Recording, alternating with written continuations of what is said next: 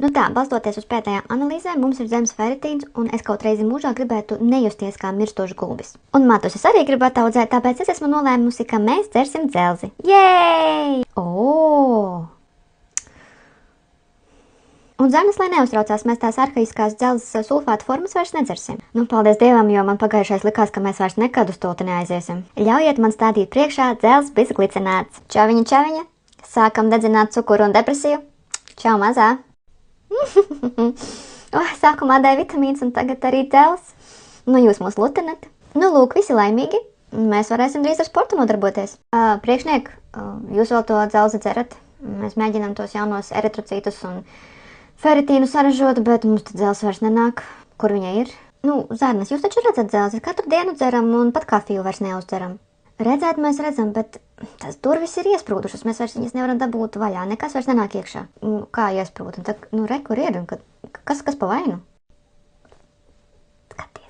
Skaties. Kur man jāskatās? Skaties, aknas. Aknas! Tā, aknas, kas mums ir ar dzelzi? Jums vajadzētu uzturēt bilanci un krājumus. Jūsu kaprīžu pazemīgais kalps tiešām ir šeit. Mēs esam pieņēmuši kolektīvu lēmumu atteikt dzelzs uzņemšanu kompānijā.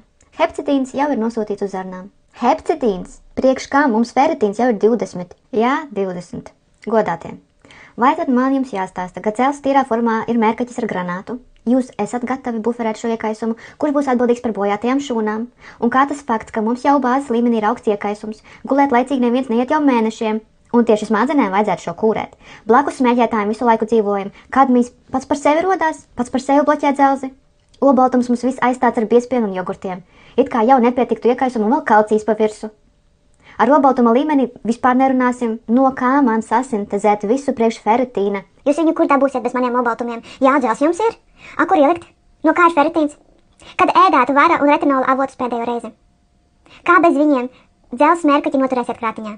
Kad pēdējo reizi antioksidantus apēdāt? Es pat C vitamīnu ikdienā neredzu. Laikam jāļauj aknām nedaudz atpūsties un, enerģiju prasās, pataisīsim sulu kūris. Sulu kūris tas ir tā kā bez gaļas. Nu jā, attīrieties enerģijai. Nu, bet bez dzīvnieku produktiem, kur mēs to dzelzi dabūsim? No tā, ko jūs tur apēdat, līdz mums varbūt 5-10% tikai tiek. Mums ārsts teica griķus paēst, pamēģināsim to.